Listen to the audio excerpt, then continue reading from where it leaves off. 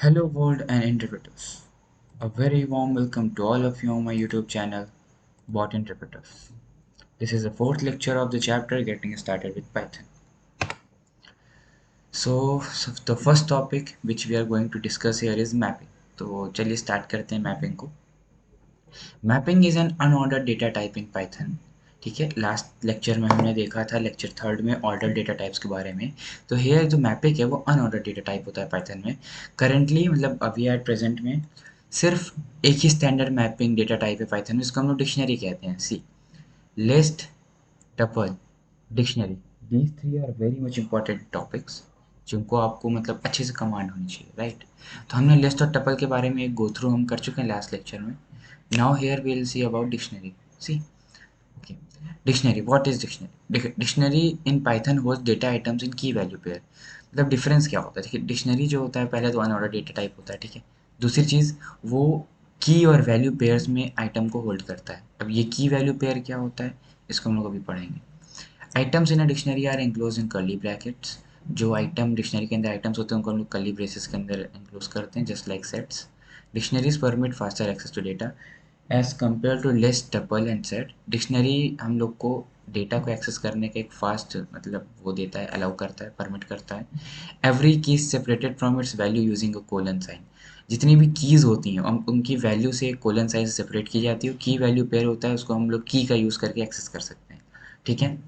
In order to access any value in dictionary हम लोग को स्पेसिफाई करना है होगा एक स्क्वायर ब्रैकेट. ओके, जैसे ये एक एग्जांपल है, राइट.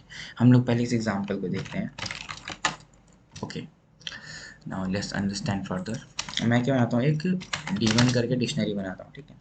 इस डिक्शनरी में मैंने सबसे पहले ये होता है कर्ली ब्रेसेस. अब इस डिक्शनरी में मैंने जस्ट लाइक एक एप्पल डाल दिया, ठीक है.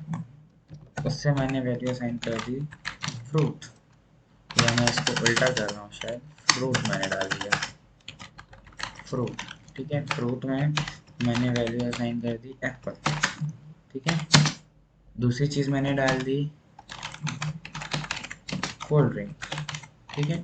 इसमें मैंने वैल्यू असाइन कर दी लेट्स से पेप्सी. तीसरी चीज़ मैंने डाल दी फॉर एग्जांपल चिप्स. इसमें मैंने वैल्यू असाइन कर दी जस्ट लाइक 20 रुपीज़, ऐसा आप समझो, ठीक है. अब मैंने किया एंटर, कोई एरर नहीं हुआ. इंटरेक्टिव मोड पे हम लोग हैं अभी, एरर होता तो अपने पता चल जाता. सी, अब सबसे पहला स्टेटमेंट जो हम लोग करेंगे वो है print.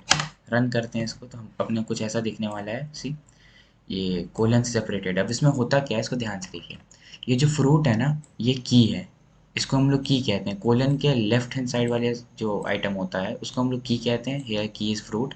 And right hand side जो होता है उसको वैल्यू कहते हैं. इसीलिए हम लोग उसको की वैल्यू पेयर्स की तरह देखते हैं. अब इन की वैल्यू पेयर्स का मतलब क्या है कि हम लोग को अगर वैल्यूज़ को एक्सेस करना होगा तो हम लोग की को कॉल करके एक्सेस कर सकते हैं. और ये एक बेटर वे होता है डेटा को मतलब स्टोर करने का. सी, मैं यहाँ पे प्रिंट करता हूँ, जैसे कि एक तरीका प्रिंट करता हूँ मैं पहले D1 लिस्ट का, ठीक है. D1 लिस्ट में अब मैं प्रिंट करना चाहता हूँ फ्रूट वाला आइटम, FRUIT, फ्रूट. अब मैं फ्रूट वाले आइटम को प्रिंट करता हूँ. तो फ्रूट मैंने प्रिंट किया, मतलब मैंने D1 में फ्रूट ये की था, मैंने की को कॉल किया तो मेरे को वैल्यू क्या मिली, एप्पल. सिमिलरली मैं ऊपर वाले स्टेटमेंट की तरह फ्रूट के लिए मैं यहाँ पे अब मैं कोल्ड ड्रिंक अगर मैं पुट करूँ तो मेरे को आउटपुट क्या मिलेगा, पेप्सी. सिमिलरली मैं यहाँ पे चिप्स करूँगा तो मेरे को आउटपुट क्या मिलेगा, 20. तो ये this is what dictionary is. ये की वैल्यू पेयर में डेटा को स्टोर करती है एंड इसमें हम लोग इस तरीके से डेटा कॉल करते हैं, ठीक है. ये बहुत बेसिक्स था जो ज़रूरी था जानना. ये एक एग्जांपल है fruit, Apple, climate, cold, price. है तो इसने भी वैसा ही कुछ किया, ठीक है. पहले पूरे को प्रिंट कराया फिर प्राइस पे किया तो उसको 120 आ रहा है. ओके, अब हम लोग पढ़ते हैं mutable and immutable data types के. हम लोग डिक्शनरी लिस्ट अब इसके बारे में आगे पढ़ेंगे, but right now this is not the topic. Now right here we'll see about mutable and immutable data types. What are these? देखिए, जब भी हम लोग कोई प्रोग्राम बनाते हैं तो हो सकता है एट अ पॉइंट हम लोग को नीड पड़ जाए कि हम लोग को वैल्यूज़ चेंज करनी हो, राइट. हम लोग को वैल्यू अपडेट करनी हो प्रोग्राम में एक सर्टेन पॉइंट ऑफ टाइम पे. तो फिर ऐसे वेरिएबल्स जिनकी वैल्यू हम लोग अपडेट कर सकते हैं, जिसकी वैल्यू हम लोग चेंज कर सकते हैं असाइन करने के बाद एक बार, उसको हम लोग म्यूटेबल कहते हैं. उसको हम लोग म्यूटेबल डेटा टाइप्स कहते हैं। मतलब ऐसे डेटा टाइप जिसकी वैल्यू हम लोग चेंज कर सकते हैं, एक बार उसको वैल्यू असाइन करने के बाद उसको हम लोग म्यूटेबल डेटा टाइप कहते हैं। सिमिलरली इम्यूटेबल क्या होगा, वाइस वर्सा, मतलब जिसकी हम लोग वैल्यू चेंज नहीं कर सकते हैं, राइट।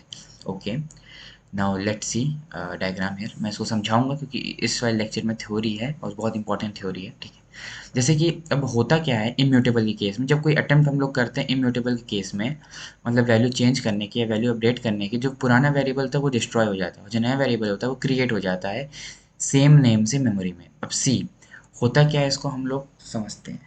थोड़ा सा मैं इसको कोशिश करता हूँ। जस्ट लाइक कि मैंने एक एक्स में वैल्यू दी 10, ठीक है। तो होगा क्या, एक मेमोरी का बॉक्स बनेगा, राइट।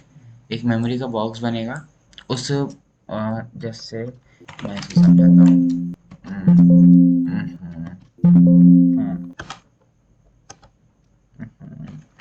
हाँ, होगा क्या, एक्स को मैंने वैल्यू क्या दी 10। अब एक मेमोरी का बॉक्स जस्ट लाइक एम, इस बॉक्स में एक्स की वैल्यू है 10, राइट। इस बॉक्स में एक्स की वैल्यू है 10, ठीक। मैंने अब x की वैल्यू दे दी। अभी मैं x की वैल्यू प्रिंट करा देता हूँ, 10 आएगा रिजल्ट, ओके। अब मैंने x की वैल्यू 20 कर दी, ठीक है। अब उसी सेम बॉक्स में x की वैल्यू अपडेट नहीं होगी, वो पुरानी वैल्यू डिस्ट्रॉय होकर अब x की वैल्यू 20 हो जाएगी। अब मैं प्रिंट करूँगा तो मेरे को आउटपुट क्या मिलेगा, 20। अब इसका एग्जैक्ट इसका मतलब क्या है, इसको हम लोग आगे और अच्छे से भी समझेंगे, ठीक है। ये मैंने एक बहुत ही क्विक सा ओवरव्यू दिया, इसको समझाने की ज़रूरत नहीं भी थी मेरे ख्याल से, बट इट वॉज इम्पॉर्टेंट कि समझे हम लोग बेसिक कॉन्सेप्ट। देखिए पाइथन डेटा टाइप में देखिए इम्यूटेबल और म्यूटेबल दो टाइप के होते हैं, ठीक है। इम्यूटेबल नंबर्स आते हैं, नंबर्स यानी कि इंटीजर, फ्लोट, डेसिमल, मतलब वही इंटीजर, फ्लोट, कॉम्प्लेक्स सब आ जाएंगे। Strings as you all know, tuple, right. Tuple जो होता है वो इम्यूटेबल होता है। म्यूटेबल में क्या होता है, लिस्ट हो गया, सेट हो गया, डिक्शनरी हो गया। सी अब मैं क्या कह रहा था, मैंने एक वेरिएबल असाइन किया नमन नाम का, ठीक है। नमन नाम का वेरिएबल असाइन किया, उसको मैंने वैल्यू दी 300, ठीक है। और होता क्या, वेरिएबल का नाम क्या है, नमन है। उसकी मैंने वैल्यू क्या दी है, 300। ये जो 300 वैल्यू है उसकी कोई ना कोई एक आईडी होगी, हमने इंटीजर दिया उसे कोई ना कोई आईडी होगी। मेमोरी, ये हमारा रैम है, रैम में जाके वो एक छोटी सी बॉक्स में जाके स्टोर हो गया, ठीक है। इसमें हमने अब किया क्या, ऐसा था, उसकी कोई ना कोई आईडी होगी 1000, ठीक है। ये मैं कह रहा हूँ, ठीक है, ठीक है। नेक्स्ट डायग्राम ये है, यू कैन सी num1 एक वेरिएबल है 300, मैंने दूसरा वेरिएबल बनाया num2 जिसकी वैल्यू मैंने num1 के बराबर की, यानी कि दोनों की वैल्यू तो इवेंचुअली 300 ही है ना। वेरिएबल का नाम अलग है बट ऑब्जेक्ट में जो है मेमोरी में वो जाके रिफ़र तो एक ही जगह पे कर रहा है ना, दोनों का रेफरेंस तो एक ही है 300, और आईडी दोनों की सेम है। सी व्हाट इट मीन्स, मैंने एक वेरिएबल बनाया a जिसकी मैंने वैल्यू दे दी, जस्ट इमेजिन 100, 10, ठीक है। मैंने एक दूसरा वेरिएबल बनाया b जिसकी मैंने वैल्यू दे दी अभी नहीं, जैसे मैंने प्रिंट कर दिया आईडी ऑफ ए। आईडी का मतलब क्या, identity of A. Here you can see easily कि आइडेंटिटी ऑफ ए क्या है, हाँ, आइडेंटिटी ऑफ के ए क्या आ रहा है, 21950, जस्ट कॉपी दिस नंबर, हाँ। तो इसको दिमाग में रखना या देखते भी रहिए स्क्रीन में रहिए। मैंने एक वेरिएबल बी बनाया जिसको मैंने ए बोला, यानी कि बी की वैल्यू इवेंचुअली होने क्या वाली है, 10। नहीं समझ में आ रहा है तो मैं भी प्रिंट भी कर दिखा रहा हूँ, बी की वैल्यू कितनी है, 10 है, ठीक है। अब मैंने क्या किया, प्रिंट किया आईडी ऑफ बी, ठीक। अब ये आईडी ऑफ बी क्या होने वाली है, just same as the identity of A. तो this is what I am trying to say, right, कि जो वेरिएबल का नाम भले ही अलग है बट दोनों रिफ़र तो एक ही चीज़ को कर रहे हैं, दोनों रिफ़र तो एक ही वैल्यू कर रहे हैं, हेंस उनकी जो आईडी होगी वो सेम होगी, right. Okay, now see here we are seeing एक नम1 हमने वेरिएबल दिया 300, नम2 हमने वो किया, चलो ठीक है। नम2 का रेफरेंस अभी भी यही है बट हमने अब नेक्स्ट लाइन में क्या कर दिया, नम1 की वैल्यू चेंज करके कुछ ये लिख दी। तो होगा क्या, पुराना वाला बॉक्स जो है वो नम1 का वेरिएबल नेम से वो तो डिलीट हो जाएगा, वो डिस्ट्रॉय हो जाएगा और एक न्यू बॉक्स बनेगा नम1 का जो एक अलग ही आईडी को रिफ़र करेगा। नाउ व्हाट दिस मीन्स, अब अगेन प्रैक्टिकल एग्जांपल, हमने ए बी ए वाला कॉन्सेप्ट हमने कर लिया, ठीक है। अब मैंने क्या किया, मैंने ए को वैल्यू दे दी 100 प्लस प्लस ना, 100 प्लस ए, नहीं, मैंने ए को वैल्यू दे दी 100, 100 प्लस, जस्ट मेरे बी, मैंने ए की value they the 100 plus B.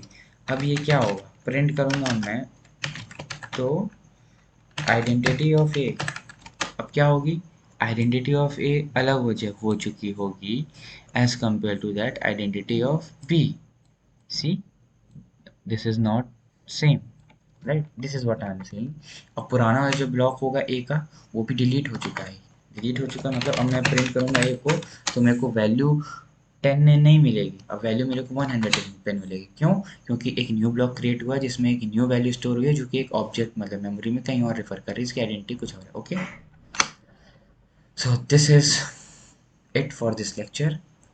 I had tried my best to make this lecture a quick one ताकि मैं ज़्यादा टाइम ना लूँ। Thank you for watching. Please don't forget to like and subscribe and share. Comment down if you have any problem. See you in the next video. Tata.